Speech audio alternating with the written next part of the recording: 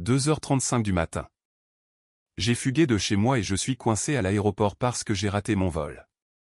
Alors que je me tiens seul dans ce silence désert, un inconnu s'approche de moi. « Est-ce que tu es Madison ?» Sa question me donne froid dans le dos, il sait qui je suis. L'horloge de grand-père sonnant exactement 2h35 du matin résonnait creusement à travers le silence étouffant. Je m'appelle Madison, et à 27 ans, je tentais de briser enfin les chaînes invisibles qui liaient toute mon existence. Un brouilleur de signal portable, serré fermement dans ma paume tremblante, m'a permis de contourner la serrure intelligente avancée qui sécurisait le domaine massif. Chaque pas sur l'allée froide me donnait l'impression de traverser une frontière lourdement gardée vers la liberté que je désirais désespérément. J'ai, reniflement, payé en espèces pour un trajet en taxi non identifié directement à l'aéroport international d'Austin-Bergstrom, ma seule chance d'échapper à leur contrôle incessant. Bienvenue sur notre chaîne où nous partageons des histoires exclusives sur les secrets de famille. Alors, veuillez vous abonner pour vivre ce nouveau voyage palpitant. La panique m'a frappé comme une vague écrasante lorsque l'agent de la compagnie aérienne m'a froidement informé que ma carte d'embarquement avait été définitivement révoquée. Le système a rejeté chaque carte de crédit restante avec des bips humiliants, prouvant que ma famille avait déjà gelé toute ma vie financière. Mon plan d'évasion soigneusement calculé s'est brisé en 1000 morceaux sous mes yeux alors que je regardais le dernier vol prévu décoller sans moi. Me retrouver complètement seul au milieu du terminal désolé de l'aéroport me rendait vulnérable à toutes les conséquences qu'il préparait pour mon défi. Des bruits de pas inconnus résonnant derrière moi m'ont forcé à me retourner, m'attendant à des gardes de sécurité, mais un homme plus âgé et épuisé s'est plutôt approché de beaucoup plus près. Ses yeux lasses se sont fixés sur les miens juste avant que sa voix ne brise le lourd silence avec une question qui a complètement arrêté mon cœur battant. Il s'est arrêté à quelques mètres de moi avant de poser doucement la question impossible, « Est-ce Madison ?» La chaleur glaçante de la pure terreur a rayonné le long de ma colonne vertébrale lorsque le visage épuisé de l'homme qui se tenait devant moi s'est finalement imposé à mon esprit. C'était mon grand-père, Arthur, paraissant beaucoup plus vieux que le titan d'entreprise vibrant dont je me souvenais il y a une décennie. Arthur n'a pas perdu de temps en salutations émotionnelles et a immédiatement révélé une vérité qui a brisé chaque mensonge que ma famille avait soigneusement construit au cours des 10 dernières années. Il n'avait jamais abandonné l'entreprise pour vivre paisiblement à l'étranger comme mon père Richard et ma mère Brenda l'avaient affirmé à plusieurs reprises à la presse. Mes parents l'avaient secrètement déclaré mentalement incompétent en utilisant de faux dossiers médicaux avant de le forcer à entrer dans un établissement psychiatrique privé hautement sécurisé, caché au fin fond des Alpes suisses.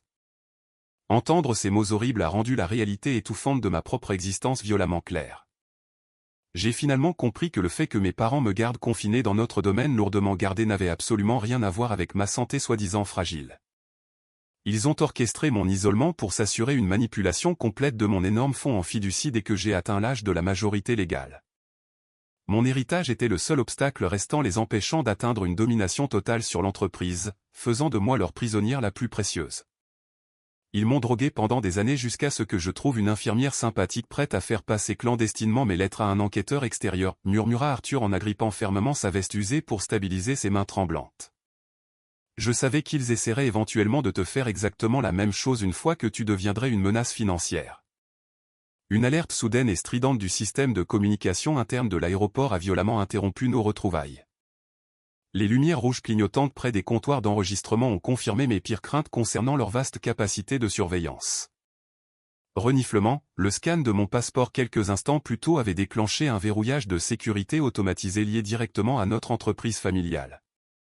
Les lourdes portes vitrées de l'entrée du terminal se sont ouvertes pour révéler le chef de la sécurité de papa, Marcus, entrant dans le bâtiment aux côtés de 2 gardes du corps imposants vêtus de costumes noirs sur mesure.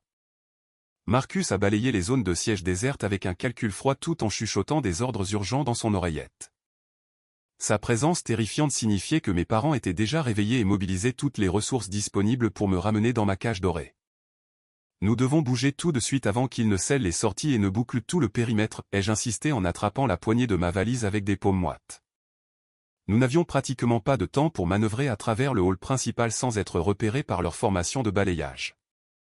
Marcus a commencé à marcher délibérément vers notre section du terminal avec ses gardes du corps se déployant pour bloquer les escaliers mécaniques principaux tout en communiquant agressivement dans leur microphone caché. Arthur m'a rapidement fait signe de le suivre vers un couloir de maintenance sombre, complètement hors de la vue du public. Il a sorti une carte d'accès d'entreprise délavée de l'époque où il gérait directement la division logistique mondiale de notre empire. La bande magnétique obsolète a étonnamment contourné la serrure électronique avec un clic silencieux qui nous a accordé un accès immédiat à la zone de tri des bagages restreinte. Nous avons navigué à travers un labyrinthe déroutant de tapis roulants et de machines industrielles tandis que le son de pas lourd résonnait quelque part derrière nous.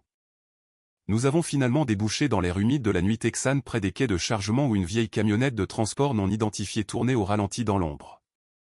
Arthur est monté sur le siège du conducteur pendant que je verrouillais solidement les lourdes portes passagers derrière nous. Nous nous sommes éloignés de l'aéroport, mais nous avons mutuellement décidé de ne pas fuir Austin complètement. S'enfuir ne ferait que retarder la confrontation inévitable avec mes parents, car nous devions établir une base souterraine sécurisée ici même dans la ville pour démanteler systématiquement l'empire corrompu qu'ils nous avaient volé. 4 heures du matin sont arrivées alors que notre véhicule s'arrêtait finalement complètement devant une maison en briques usées, profondément cachée dans le quartier industriel de l'est d'Austin. Reniflement, en entrant dans la maison de sécurité faiblement éclairée, j'ai découvert ma meilleure amie Harper qui nous attendait déjà, agrippant un lourd sac de sport entièrement rempli d'argent fraîchement retiré.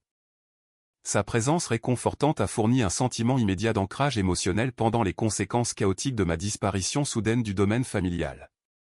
Elle a rapidement confirmé mes pires soupçons concernant les représailles financières rapides exécutées par les personnes impitoyables contrôlant mon héritage peu de temps après avoir découvert ma chambre vide. Tu dois comprendre que chaque carte bancaire connectée à ton nom a été complètement bloquée par les institutions financières il y a plus de 2 heures, a déclaré Madison Harper fermement tout en poussant de manière décisive le lourd sac rempli de liasses de billets de $100 sur la table en bois. S'appuyer exclusivement sur de la monnaie papier intraçable est devenu notre seule stratégie de survie viable pour avancer contre des adversaires possédant une portée numérique illimitée sur l'ensemble du secteur bancaire. Arthur a fouillé dans sa mallette en cuir usé pour produire une épaisse pile de documents financiers très anciens, couverts d'encre délavée et d'un jargon juridique dense. Étaler les papiers compliqués sous la lumière crue du plafonnier a exposé de multiples virements suspects, drainant des ressources financières massives directement de mon fonds en fiducie légalement protégé. Chaque transaction frauduleuse portait la signature indubitable de ma sœur Chloé, bien que les documents officiels n'offrent absolument aucun contexte concernant ses véritables motivations personnelles.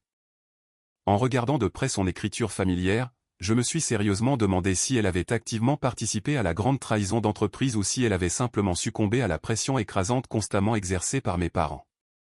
Éliminer toute possibilité d'être suivi numériquement par leurs équipes de sécurité privées très bien financées nécessitait de prendre une mesure irréversible immédiate contre le smartphone qui pesait lourdement dans la poche de ma veste. Forcer l'ouverture du boîtier métallique m'a permis d'extraire de force la batterie interne avant d'écraser complètement la puce de positionnement global intégrée sous le talon dur de ma botte en cuir. Reniflement, rassembler les restes électroniques brisés m'a semblé incroyablement thérapeutique avant de les remettre directement à Harper pour un transport sécurisé loin de notre base opérationnelle secrète.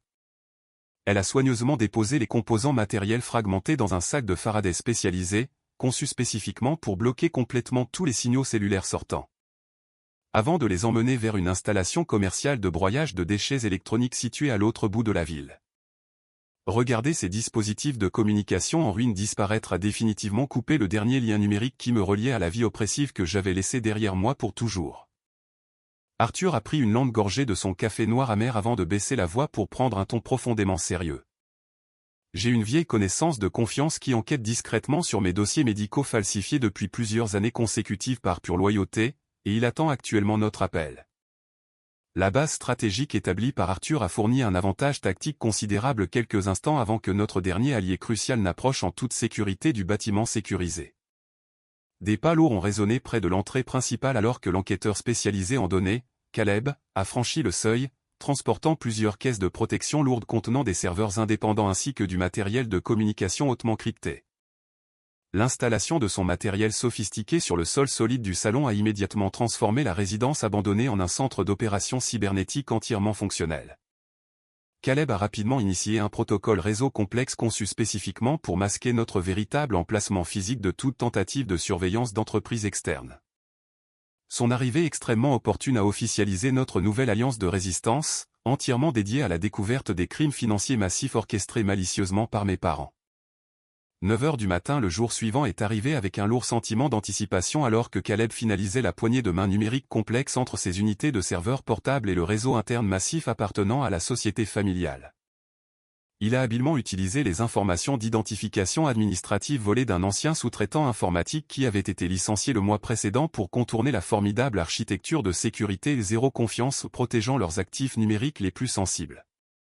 L'atmosphère à l'intérieur de notre maison de sécurité exiguë est devenue incroyablement tendue alors que nous regardions plusieurs fenêtres de données cryptées défiler sur ces multiples moniteurs dans une recherche frénétique de la vérité. Caleb a gardé la main ferme malgré l'immense pression de savoir que chaque seconde passée à l'intérieur de leur réseau augmentait la probabilité d'être découvert par leur équipe de cybersécurité d'élite. Le modèle de sécurité utilisé par la société fonctionne sur un protocole strict de confiance zéro, ce qui signifie que j'ai exactement 3 minutes pour naviguer dans leur système avant que l'administrateur principal n'identifie cet accès non autorisé, a murmuré Caleb sans jamais quitter des yeux les lignes de code vert qui défilaient rapidement. Le flux de surveillance vacillant a momentanément capturé mon père Richard debout dans la salle de conférence exécutive aux côtés de Chloé alors qu'il coordonnait agressivement plusieurs équipes de sécurité privée pour intensifier la recherche de mon emplacement actuel. Observer ma sœur participer activement à la chasse contre moi avec une telle détermination froide a officiellement éteint tout espoir persistant qu'elle était contrainte d'aider mes parents dans leur complot. Sa trahison a été comme un violent coup physique dans ma poitrine, mais elle m'a simultanément fourni la détermination nécessaire pour continuer notre mission dangereuse contre la famille qui m'avait abandonné. Nous les avons regardés analyser plusieurs cartes numériques de la région métropolitaine d'Austin tout en réalisant que Marcus se rapprochait probablement déjà de notre voisinage général en se basant sur leur schéma de recherche calculé. Caleb a finalement identifié la salle de serveur physique spécifique où l'archive d'autorisation G-Trust très sensible était stockée sous un cryptage biométrique lourd dans les niveaux les plus sécurisés du siège social. Il a expliqué que cette base de données particulière était isolée du réseau cloud principal pour empêcher les tentatives de piratage à distance, ce qui signifiait que nous devrions obtenir un accès physique au rack de serveur lui-même. J'ai examiné les schémas architecturaux complexes du gratte-ciel massif d'Austin à la recherche d'une vulnérabilité qui permettrait de contourner leurs multiples couches de gardes armés et de capteurs de mouvements sophistiqués. Les plans ont révélé un réseau complexe de gaines de ventilation industrielle qui reliait les tunnels de maintenance souterrains directement à la chambre forte des serveurs à haute sécurité. Nous devons acquérir immédiatement une combinaison de maintenance CVC professionnelle, car les protocoles de l'installation d'entreprise permettent aux sous-traitants externes d'entretenir les unités de ventilation industrielle pendant le quart de nuit sans éveiller de soupçons importants de la part de l'équipe de sécurité principale, ai-je affirmé en calculant les risques immenses impliqués dans l'infiltration à venir. Caleb a immédiatement commencé à configurer un outil de duplication de données à haute vitesse spécialisé, capable de contourner les verrous matériels physiques pour copier l'intégralité de l'archive sur un disque sécurisé en moins de 60 secondes. L'appareil a été spécialement conçu pour gérer le débit massif requis pour une base de données aussi volumineuse tout en maintenant l'intégrité des fichiers cryptés pendant le processus d'extraction. Arthur a observé les préparatifs avec un mélange de fierté et d'inquiétude, sachant que son héritage reposait désormais entièrement sur les épaules de la petite fille qu'il avait failli perdre pour toujours.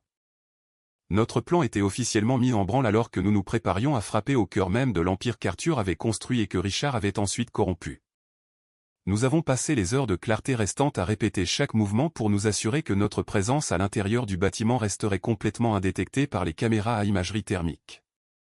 2 jours plus tard, les principaux organes de presse financière d'Austin affichaient des titres urgents concernant ma soudaine et mystérieuse disparition du domaine familial proéminent.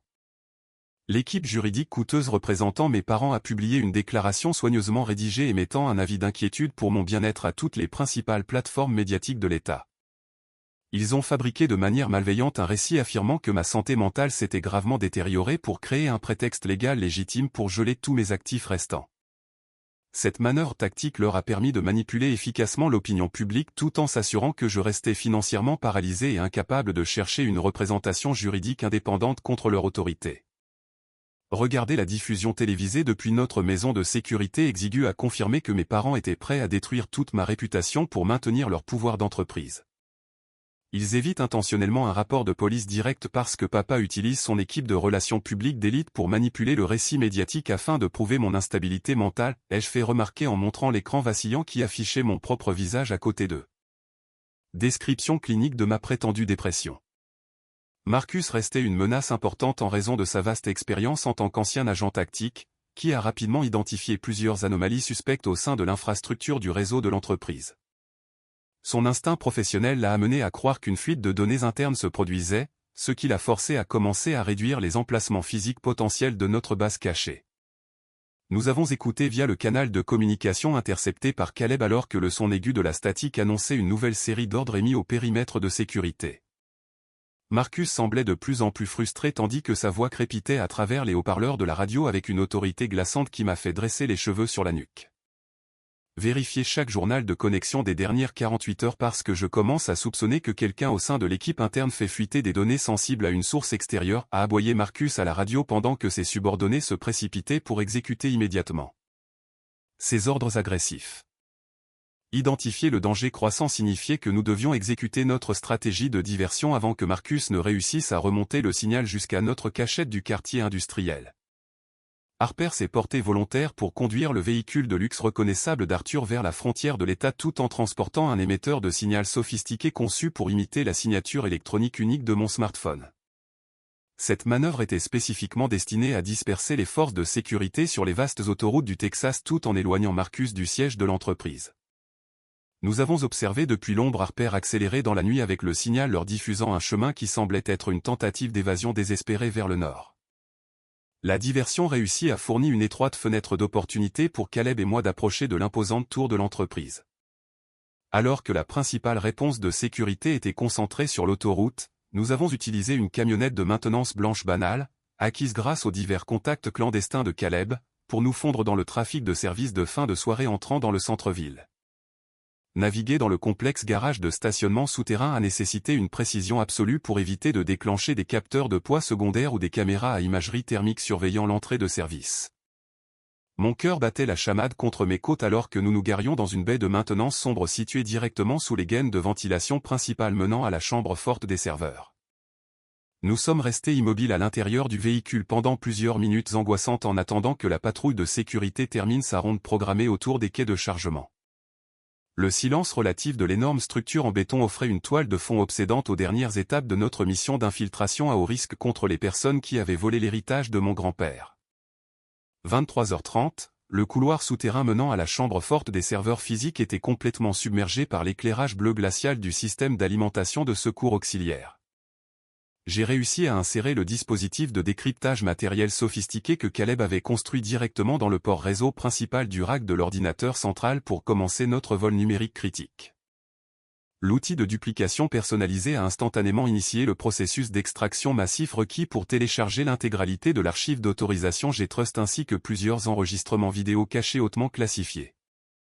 Regarder la barre de progression lumineuse avancer avec une lenteur angoissante sur le petit écran numérique semblait durer une éternité absolue tandis que les immenses ventilateurs de refroidissement rugissaient assourdissants dans la chambre souterraine caverneuse. Les techniciens hautement qualifiés opérant le centre des opérations de sécurité de l'entreprise ont détecté de manière inattendue le volume massif de données cryptées étant continuellement siphonné de leur environnement réseau soi-disant isolé. Ces moniteurs réseau vigilants ont immédiatement escaladé la situation critique en initiant un appel téléphonique d'urgence directement à Chloé pour signaler la violation de sécurité sans précédent qui se produisait juste sous ses pieds. Dépêche-toi, Madison, parce que l'équipe du SOC vient de capter notre signal de données pendant que Chloé ordonne déjà un verrouillage complet de toutes les entrées du bâtiment. La voix de Caleb a résonné de manière urgente dans mon oreillette cryptée. Marcus a reçu le message d'urgence frénétique du siège de l'entreprise alors qu'il naviguait sur l'autoroute sombre à des kilomètres de notre emplacement physique réel dans le centre-ville. Reniflement, le chef de la sécurité chevronné a instantanément réalisé qu'il était complètement tombé dans le piège de notre tactique de leur sophistiqué impliquant le faux signal de suivi se déplaçant rapidement vers la lointaine frontière de l'État. Il a furieusement ordonné à son équipe de conduite tactique de faire demi-tour et d'accélérer vers la tour de l'entreprise du centre-ville à des vitesses extrêmement dangereuses pour nous capturer.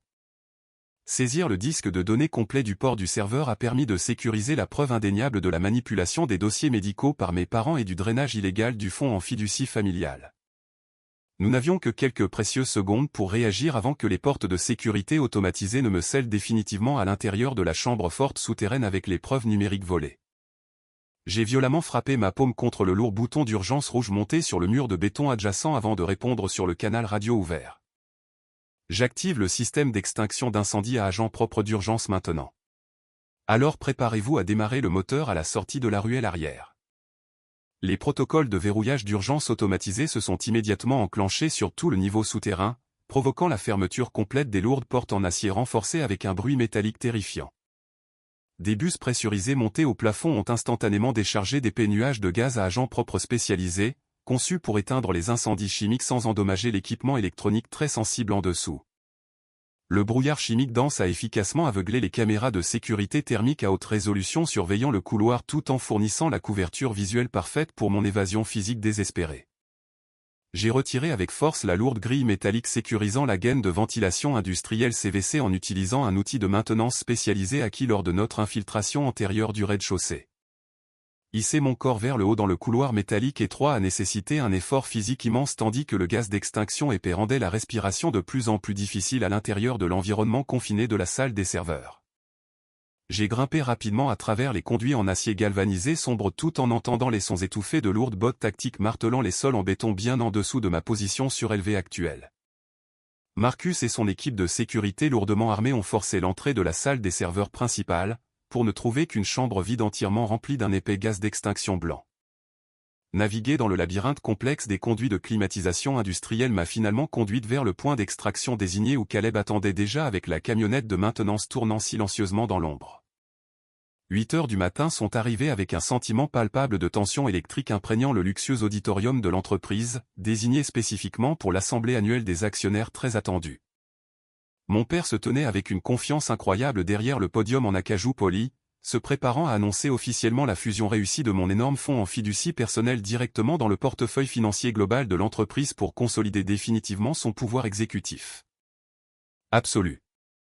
La salle opulente était bondée d'investisseurs fortunés vêtus de costumes sur mesure coûteux, qui restaient complètement inconscients de l'énorme conspiration criminelle qui opérait juste sous leur nez depuis une décennie. Il a souri avec arrogance au flash des appareils photo, croyant que son règne tyrannique sur l'empire familial était enfin devenu une réalité inattaquable.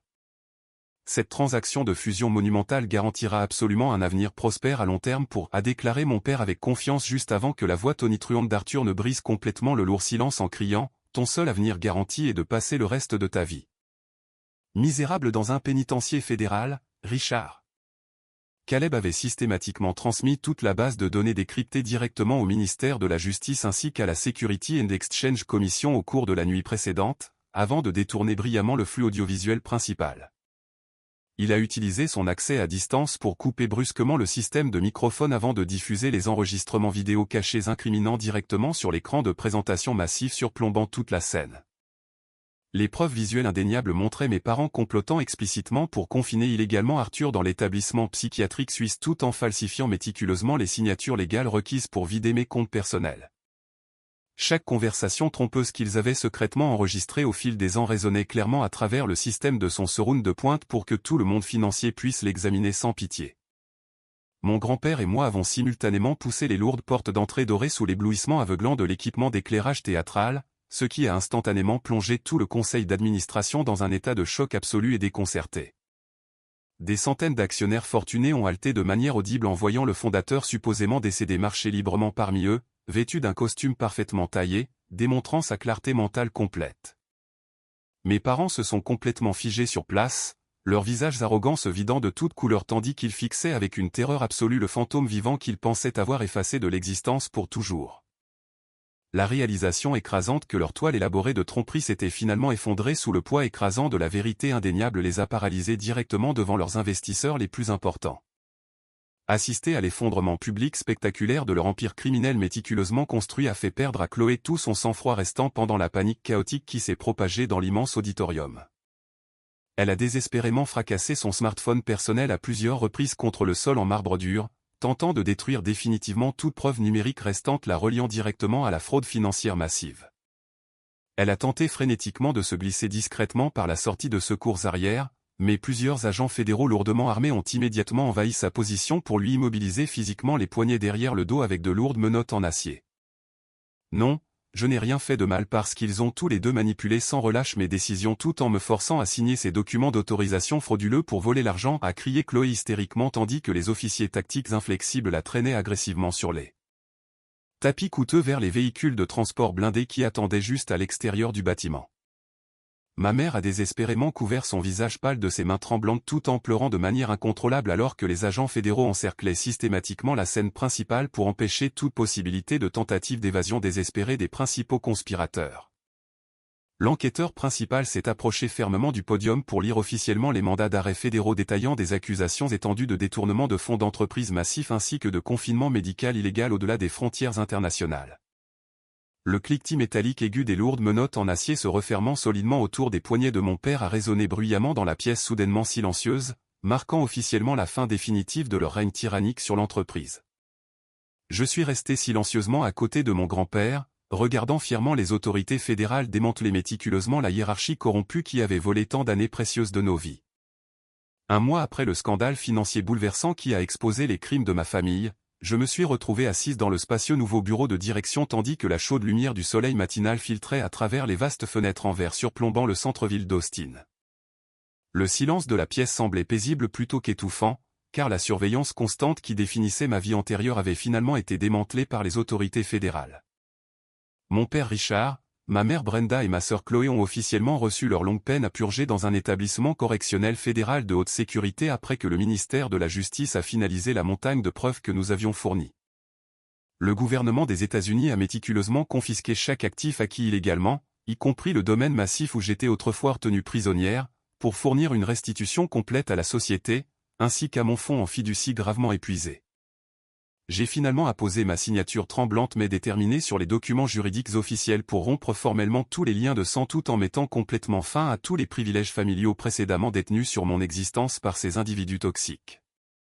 Cette manœuvre juridique décisive comprenait un refus permanent de toute demande de visite future ou de tentative de réconciliation creuse venant des personnes que je croyais autrefois être mes protecteurs. Choisir de me tenir seul aux yeux de la loi m'a semblé être la première bouffée d'air véritable que j'avais prise depuis la nuit où j'ai fui la maison à 2h35 du matin. Mes parents ont plaidé pour la clémence lors de l'audience finale de détermination de la peine, tandis que Chloé continuait de blâmer tout le monde sauf elle-même pour la chute catastrophique de leur héritage corrompu. Leurs appels désespérés au pardon ont résonné dans la salle d'audience en marbre, mais n'ont trouvé absolument aucune sympathie dans mon cœur après avoir été témoin des années de souffrance qu'ils ont infligées à Arthur. Arthur a réussi à reprendre sa position légitime à la tête du conglomérat mondial tout en commençant le patient processus quotidien de me guider à travers chaque étape complexe de la gestion de l'empire commercial massif qu'il avait initialement construit à partir de rien. Il s'asseyait souvent en face de moi dans la salle de conférence avec un sourire fier, partageant la sagesse qu'il avait acquise au cours de ses décennies de leadership avant que son propre fils ne le trahisse si impitoyablement. Notre relation s'est épanouie en un partenariat basé sur le respect mutuel et un traumatisme partagé, ce qui nous a permis de guérir les profondes blessures émotionnelles causées par l'avidité de Richard et Brenda. Nous avons travaillé sans relâche pour restructurer la culture d'entreprise afin de garantir que la transparence et l'éthique deviennent la nouvelle fondation de chaque future entreprise que nous poursuivrions ensemble. Harper et Caleb sont maintenant devenus mes partenaires stratégiques les plus fiables, formant un réseau résilient d'alliés construit exclusivement sur la compétence professionnelle et une loyauté inébranlable au lieu de la tromperie manipulatrice. Caleb a pris en charge la division de la cybersécurité pour s'assurer que nos réseaux internes restaient impénétrables contre toute future tentative d'espionnage d'entreprise ou de siphonnage de données non autorisées. Harper a utilisé son instinct aiguisé pour gérer les relations publiques de l'entreprise afin d'aider à restaurer la réputation endommagée de la société tout en soulignant le nouvel engagement de l'entreprise envers la responsabilité sociale et la gouvernance éthique. Leur présence dans ma vie a fourni la famille choisie dont j'avais désespérément besoin pour naviguer les défis de mon élévation soudaine au pouvoir exécutif. La tour de l'entreprise, qui représentait autrefois une forteresse de mensonges, s'était transformée en un phare d'espoir, où la vérité et la justice prévalaient enfin sur les ténèbres de la trahison familiale. J'ai regardé l'horizon en réalisant que ma vie n'était plus un scénario écrit par mes parents, mais une page blanche attendant que j'écrive mon propre destin.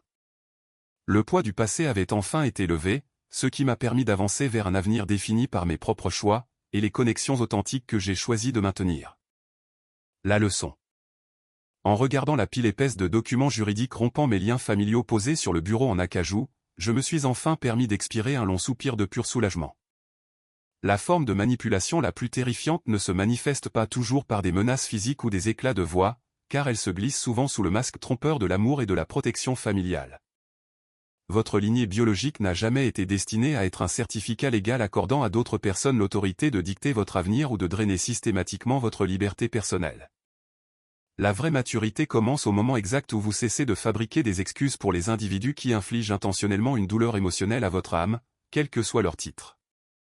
Coupez les relations toxiques, même lorsqu'elles impliquent vos propres parents ou frères et sœurs, n'est pas un acte de cruauté, mais une étape nécessaire vers l'autopréservation. C'est, reniflement, un refus courageux de rester une victime afin que vous puissiez enfin commencer à construire une famille choisie basée sur un respect authentique et un soutien inconditionnel. Merci beaucoup de m'avoir accompagné dans ce voyage intense vers la reconquête de ma liberté et de ma dignité jusqu'au tout dernier moment de l'histoire. J'apprécie vraiment le soutien indéfectible de chaque personne qui a écouté mon chemin vers la justice. Êtes-vous d'accord avec ma décision finale de ne jamais pardonner aux personnes qui m'ont si profondément trahi? Veuillez partager vos pensées honnêtes et vos perspectives personnelles dans la section des commentaires ci-dessous.